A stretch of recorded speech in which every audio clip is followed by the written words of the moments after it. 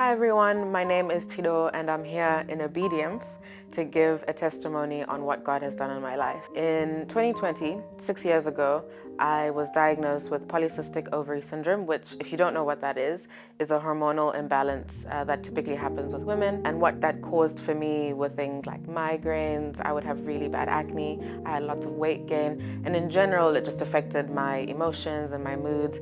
And one of the major issues with polycystic ovary syndrome is infertility and the potential to then have diabetes, which I was already predisposed to because my mother had diabetes when she was pregnant with me. So long and short, this was, a big diagnosis to get for someone in her early 20s. I wasn't married at the time, but I'm looking to have children. So that was quite a daunting news for me to receive. But fast forward to a few weeks ago, really, or a month ago at this point, we had the prayer and fasting for Fountain Church. And one of the nights, Pastor Peter was praying over conditions of the womb. And one of them was polycystic ovary syndrome. And I remember in that moment, I really declared and I prayed to the Lord that I will be healed. And I remember saying to him, I will come back and give a testimony.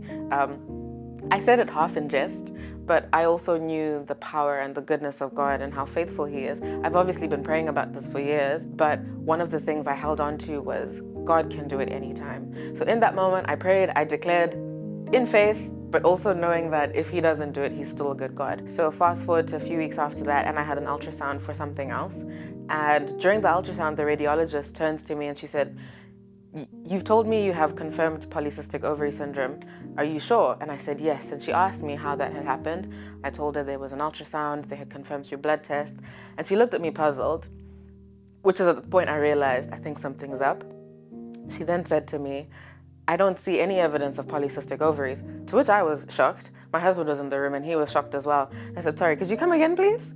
And she said, I don't see the evidence of polycystic ovaries, which she said might be slightly different to the syndrome. So she said, you might still need to get blood tests just to confirm it. But in that moment, I literally said, you know what, thank God, and chose to testify because I'd been praying for this for years.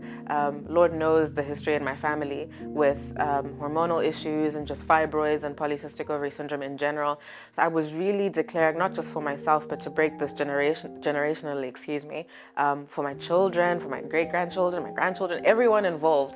I was really declaring to the Lord that this wouldn't be something that the people after me in my bloodline would deal with. So in that moment, I was testifying not only for myself, but for the future, and that's really the goodness of God, really. And then eventually, when we got the official results back, it again in black and white confirmed that there is no polycystic ovaries, which is a miracle in and of itself, because what I forgot to say is they told me that it was incurable and that it's just something that I was going to live with for the rest of my life. So the fact that God, in all His kindness, has chosen to heal me of it, I am so grateful to God. And in God's goodness and His timing, He saw it fit to be perfect in that moment to heal me. But I also am aware that I had been filled with faith being in Fountain Church. I've only been in Fountain Church since July 2025. And I've heard a few stories of people professing the thing that God has done before He's done it.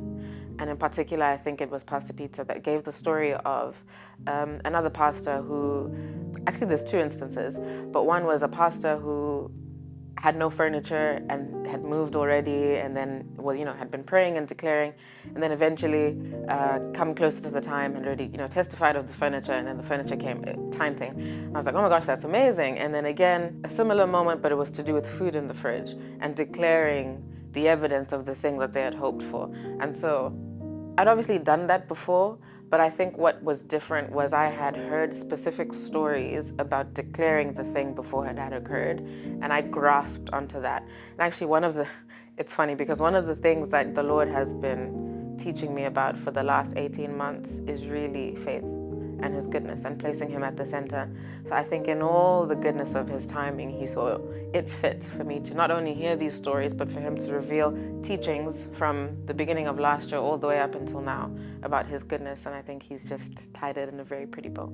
Regardless of what the blood tests say, I'm giving thanks to God. My encouragement to anyone that's going through anything similar or even, something more serious, I'm not sure if it's going to sound much like an encouragement, but it's more a profession of God, and that is looking to what Esther said and what Shadrach, Meshach, and Abednego said, which I hold on to dearly for everything in my life.